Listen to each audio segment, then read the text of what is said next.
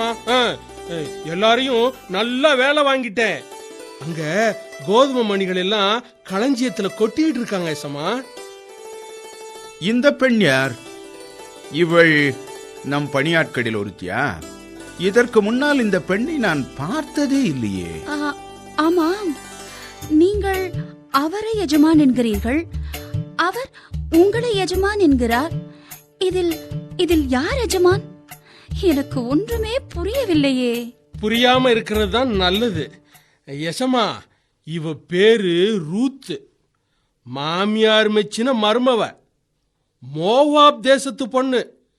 இவங்க மாமியார் பேரு நகோமியா. மாமியாருக்கு சாப்பாடு தயார் பண்ணி கொடுக்கணுமா, கையில காசு இல்லையா. ஓஹோ, அதான் வயலுக்கு வந்து கீழே சிந்துற கோதுமை மணியை நான் பொறுக்கிக்கிறேன் அப்படின்னு சொல்லிச்சு. பார்க்கறதுக்கு பாவமா இருந்துச்சு எசமா. அதான் அனுமதி கொடுத்தேன். நல்ல காரியம்தான் செய்திருக்கிறாய் எஜமான். மாமியாருக்கு பணிவிடை புரியும் மருமகள் என்பது குதிரை கொம்பாக அல்லவா இருக்கிறது. அந்த வகையில் பார்க்கும் போது உன் குணம் எனக்கு மிகவும் பிடித்திருக்கிறது பெண்ணே. ஆமா எஜமா, எனக்கு ரொம்ப பிடிச்சிருக்கு. ஏன்னா நீங்க கூப்பிடுற மாதிரியே இந்த பொண்ணு என்ன எஜமா எஜமான்னு கூப்பிடுறா. அது சரி, இதில் யார் எஜமான்? எனக்கு புரியவில்லையே. புரியாம இருக்கிறது தான் நல்லது. பெண்ணே, உன் பெயர் ரூத் என்றுதானே சொன்னாய்? ஆமாம். ரூத், இனி நீ வேறு வயலுக்கு போக வேண்டிய அவசியம் இருக்காது. இங்கேயே நீ என் ஊழியக்கார பெண்களோடு சிநேகிதமாக இருக்கலாம். உன்னை யாரும் வசைப்பாடாமல் நான் பார்த்துக் கொள்கிறேன். உனக்கு தாகம் எடுத்தால் அதோ அந்த குடத்தில் உள்ள தண்ணீரை எடுத்து குடித்துக் கொள்ளலாம். இப்பொழுது எனக்கு புரிந்துவிட்டது. நீங்கள் தான் எஜமான். புரிஞ்சிருச்சா? புரிஞ்சுக்கிட்டா நல்லது. ஐயா, நான் மோவாப் தேசத்து பெண்ணாக இருந்தாலும் கூட மிகவும் கருணையுடனும் பரிவுடனும் என்னை பார்த்து பேசும்போது எனக்கு மிகவும் சந்தோஷமாக இருக்கிறது.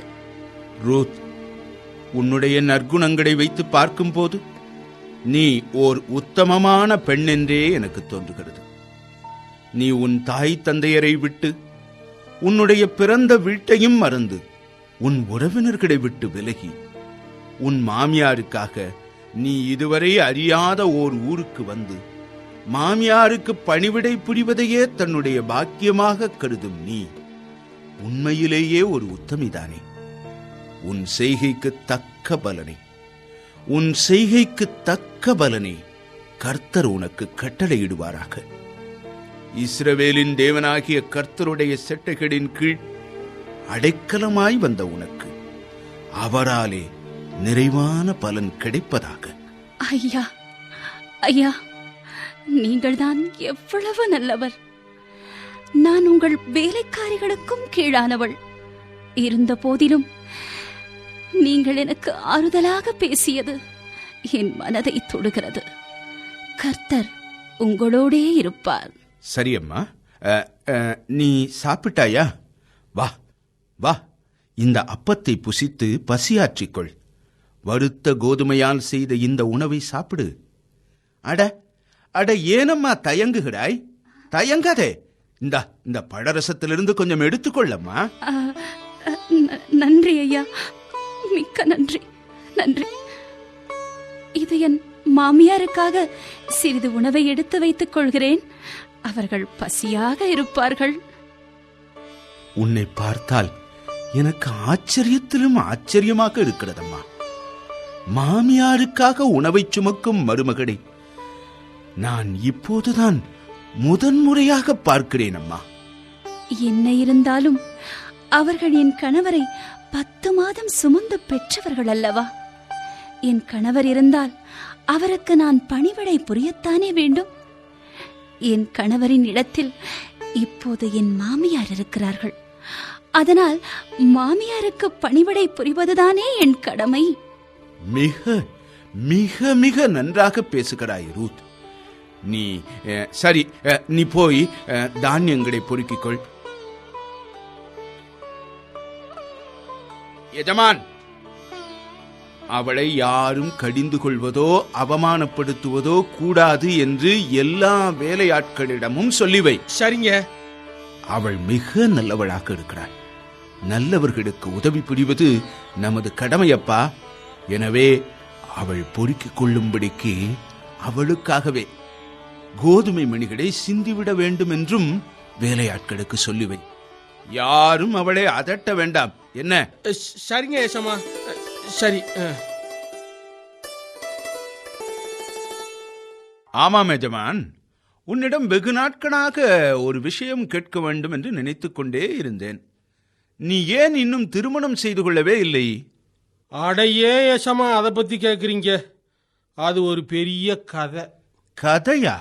ஆமாங்க ஐயா, எனக்கு ஏத்த மாதிரி பொண்ணு இது நாள் வரைக்கும் அமையவே மாட்டேங்குது. சரி, உனக்கு என்ன வயதாகிறது? ஆடி வந்தா 43. 20 வயசுல நான் பொண்ணு பார்க்க ஆரம்பிச்சேன். இன்னும் நான் நினைக்கிற மாதிரி பொண்ணு அமையவே இல்லைங்கய்யா.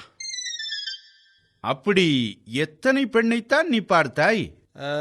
இது வரைக்கும் 54 பொண்ணை பார்த்தாச்சு. ஒன்னும் சரியா அமைய மாட்டேங்குதியா. ஏதேது, நீ சொல்வதை பார்த்தால் விரைவில் 100 பெண்ணை பார்த்த நூதன சிந்தாமணி ஆகி விடுவாய் போல இருக்கிறதே. போங்க ஏசமா, என்ன அதிகமா புகழ்றீங்க. சரி, 54 பொண்ணை பார்த்தும் இதுவரை ஒன்றுமே அமையவில்லையா? ஆமா ஏசமா, அது இருந்தா இது இல்ல, இது இருந்தா அது இல்ல. எது இருந்தால் எது இல்லை? அதாவதுங்க, அழகு இருந்தா அறிவு இல்ல, அறிவு இருந்தா அழகு இல்ல. உன்னிடம் இந்த இரண்டும் இருக்கிறதா என்ன? இது என்ன நியாயம்? உன்னிடம் இந்த இரண்டும் இல்லாத போது பெண்ணிடம் மட்டும் இருக்க வேண்டும் என்று எதிர்பார்க்கலாமா? என்ன ஏசமா தெரிஞ்சும் தெரியாத மாதிரி கேக்குறீங்க? ஆம்பளைங்க நம்ம எல்லாரும் அப்படித்தானே. நம்ம கிட்ட தான் அறிவும் இல்லை, அழகும் இல்லை.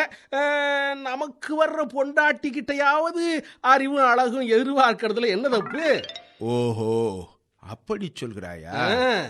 சரி, ஒரு பெண்ணுக்கு அறிவு இருக்கிறது என்பதை எப்படி கண்டுபிடிப்பாய்? நான் ஒரு விடுகதை போடுவேன்ல, அந்த விடுகதையை விடுவிச்சிட்டா அறிவுள்ள பொண்ணுன்னு அர்த்தம். முதல்ல நான் பார்த்த பொண்ணுகிட்ட இந்த விடுகதைய போட்டேன். அது என்னது விடுகதை? அத்தாச்சி அத்தாச்சி பூ எங்க வச்சிங்கன்னு கேட்டாளா மச்சினிச்சு, வாடாம வதங்காம அடுப்புக்குள்ள வச்சாச்சுனால அத்தாச்சி. அது என்ன? சீச்சி, எனக்கு தலையே சுற்றுகிறது. அந்த பொண்ணு அதையே தான் சொன்னா ஏசமா. என்ன சொன்னா? தலைய சுத்துதுன்னா. அப்படியே தலைய பிடிச்சுக்கிட்டு கீழே உட்காந்துட்டா. பிறகு கொஞ்ச நேரம் மண்ட மூளைய கசக்கனா. இதுக்கு பதில் சொல்லிட்டா என்ன தருவே அப்படின்னு என்ன கேட்டா. நீ என்ன சொன்னாய்? இந்த விடுகதைக்கு மட்டும் நீ பதில் சொல்லிட்டா என்ன நீ கல்யாணம் பண்ணிக்கலான்னு சொன்னேன். அவளுக்கு வந்துச்சு பாருங்க ஒரு ஆத்திரம். ஆத்திரமா? ஆமா, ஓங்கி என் கண்ணத்துல ஒரு அறை விட்டா பாருங்க. ஏயா, ஏற்கனவே ஒரு கிறுக்குத்தனமா ஒரு விடுகதையை போட்டு ஒரு தண்டனையை கொடுத்துட்ட. உன்னை கல்யாணம் பண்ணிக்கிறது வேற இன்னொரு தண்டனையான்னு கேட்டு விட்டா பாருங்க ஒரு அறை. நீ என்ன செய்தாய்? ஓடியே வந்துட்டேன். பிறகு 10 போட்டேன். 10? ஆமா, வீங்கின கண்ணம் சரியாகணும்னா பச்சில 10 தானே போடணும். எங்க அம்மா தான் 10 போட்டு விட்டுச்சு. வீக்கம் குறைய 10 நாளாச்சு.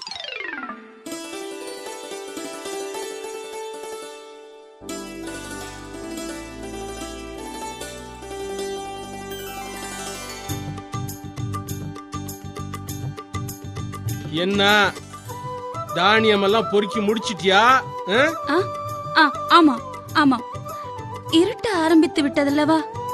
என் மாமியார் பசியோடு காத்திருப்பார்கள். அட, எப்ப பார்த்தாலும் மாமியார் மாமியார்னு உசுர உரிய. ஆமா, எவ்வளவு கோதுமை பொறுக்கி இருக்க? அளந்து பாப்போம். அட, பரவாயில்லையே, ஒரு மரக்கா கோதுமையா பொறுக்கி இருக்க. பரவாயில்ல பரவாயில்ல பரவாயில்ல, நல்ல சுறுசுறுப்பான புள்ளதான். எனக்கு ஒரு சந்தேகம். என்ன சந்தேகம்? உங்கள் பெயர் என்ன? கருப்பா? இல்லை, அ, அ, வேலைக்கார பெண்கள் உங்களை பற்றி குறிப்பிடும்போது உங்களை கருப்பு என்று சொன்னார்கள். அதனால் தான் கேட்டேன். உங்கள் பெயர் என்ன, கருப்பா? இல்ல, சிவப்பு. எனக்கு ஒன்றும் புரியவில்லையே. புரியாம இருக்கிறதா நல்லது. போயிட்டு வா தாயி, போயிட்டு வா, போயிட்டு வா, போயிட்டு வா. அப்பா, எங்க அப்பா, ஏன்பா எனக்கு யசமான்னு பேரு வச்ச? என்னையா கூப்பிட்டீர்கள்? எனக்கு ஒன்றுமே புரியவே இல்லையே. புரியாம இருக்கிறதா நல்லது. முதல்ல நீ கிளம்பு. மாமி, மாமி, மாமி, எழுந்திருங்கள். அம்மா ரூத், வந்து விட்டாயா? வந்து விட்டாயா? நீ இல்லாமல் இந்த பொழுதை கழித்தது எனக்கு மிகவும் கஷ்டமாக இருந்தது. அதுதான் வந்து விட்டேனே மாமி. இதோ உங்களுக்கு உணவு கொண்டு வந்திருக்கிறேன். சாப்பிடுங்கள்.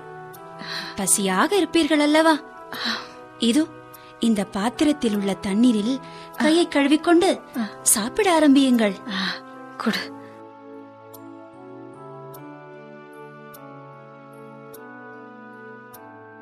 ஆகா, வறுத்த கோதுமையால் செய்த அப்பம் எவ்வளவு சுவையாக இருக்கிறது. அம்மா ரூத், இதை நீ எப்போது எங்கே சமைத்து கொண்டு வந்தாய்? இல்லை மாமி, நான் சமைக்கவில்லை.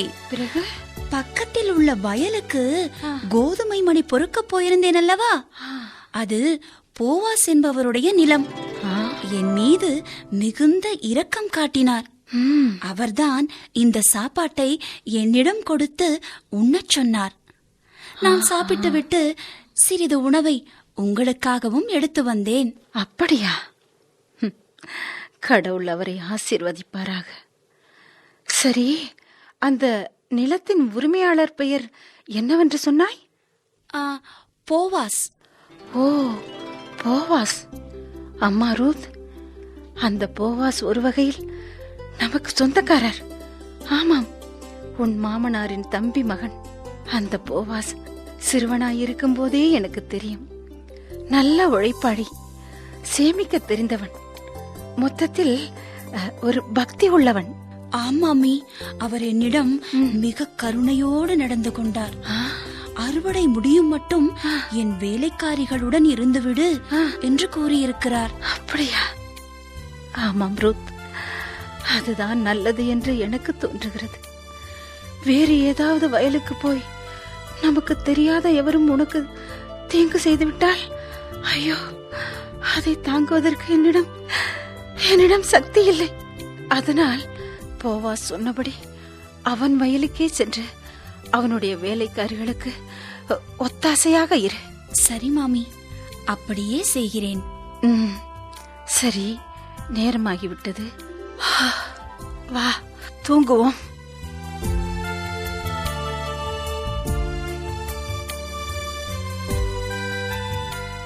ரூத்து, ரூத்து, வேதாகமத்துல வர்ற ரூத்த பாத்தியா? தனக்கு கொடுத்த சாப்பாட்டை மிச்சம் பிடிச்சி தன்னோட மாமியாருக்காக சாப்பாட்டை சுமந்துகிட்டு போறான் அந்த ரூத்து. நீயும் தான் இருக்கியே. ஏன் எனக்கு என்னவா? போன வாரம் உனக்கு பிடிக்குமேன்னு கோனார் மெஸ்ல இருந்து இடியாப்பமும் ஆட்டுக்கால் பாயாவும் வாங்கிட்டு வந்தேன்ல, அம்மாவுக்கு கொஞ்சம் கொடுத்துருக்கலாம்ல. உங்க அம்மாவுக்கா? சரிதான். இது என்ன ஆட்டுக்கால் சரியா வேகலை, உப்பு இல்லை, உரப்பு இல்லை, 1008 குறை சொல்லி இதை போய் வாங்கிட்டு வந்திருக்கான்னு உங்களையும் திட்டுறதுக்கா? ஏங்க, உங்கள் அம்மாவுக்கு எதுலேயுமே திருப்தி கிடையாது. போன வருஷம் கிறிஸ்மஸுக்கு நான் உங்கள் அம்மாவுக்கு புடவை வாங்கிட்டு வந்து அவஸ்தைப்பட்டது போதாதா?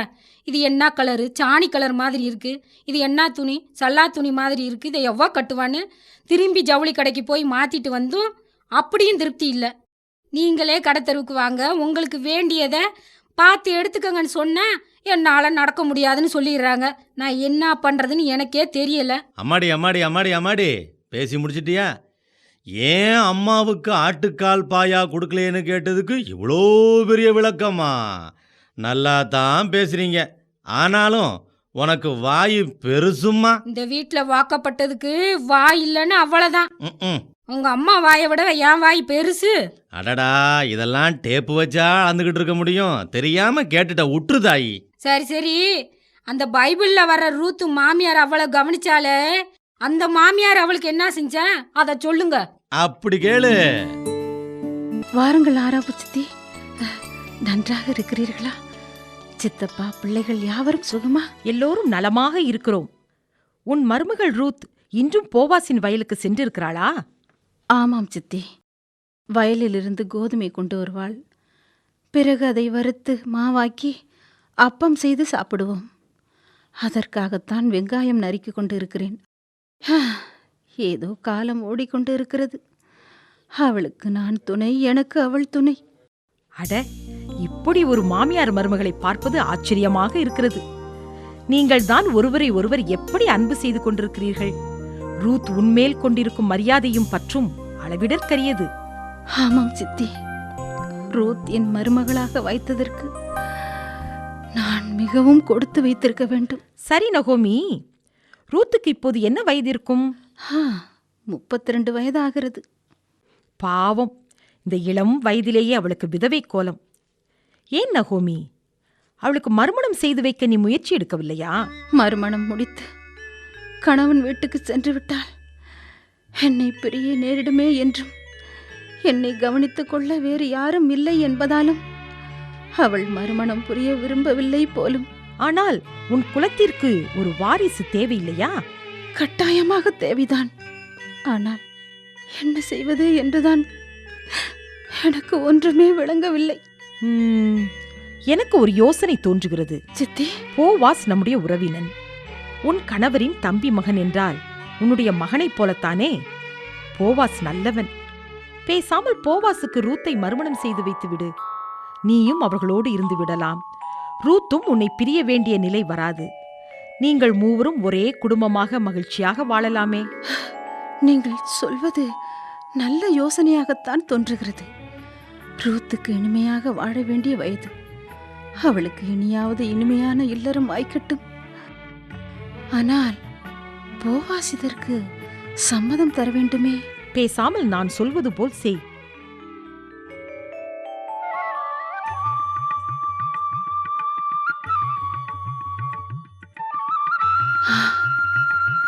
என்ன புரிகிறதா? ரூத் வருகிறாள். நான் சென்று வருகிறேன்.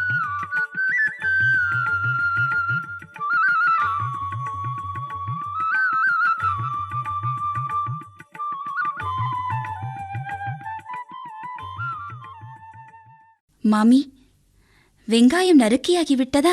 இதோ. இப்படி கொடுங்கள், நான் சமைக்கிறேன். நீங்கள் ஓய்வெடுங்கள்.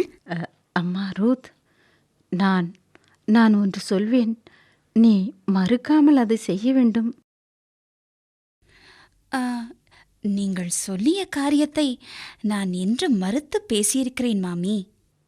நான் ஏற்கனவே சொல்லியிருக்கிறேன் அல்லவா, போவாஸ் நமக்கு சொந்தக்காரன் என்று. ஆமாம், சொல்லியிருக்கிறீர்கள்.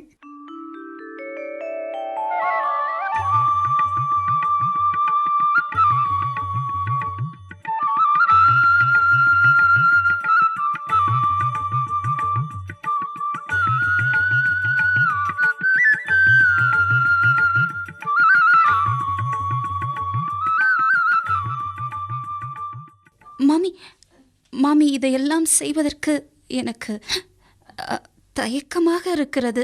அம்மா ரூத், தயங்க வேண்டாம், தயங்க வேண்டாம் அம்மா. அனைத்தும் நல்லதாகவே நடக்கும். கர்த்தர் அனைத்தையும் செவ்வனே முடித்து வைப்பார். உங்கள் பேச்சுக்கு மறுபேச்சு ஏதாவது பேசியிருக்கிறேனா? நான் நீங்கள் சொன்னபடியே செய்கிறேன்.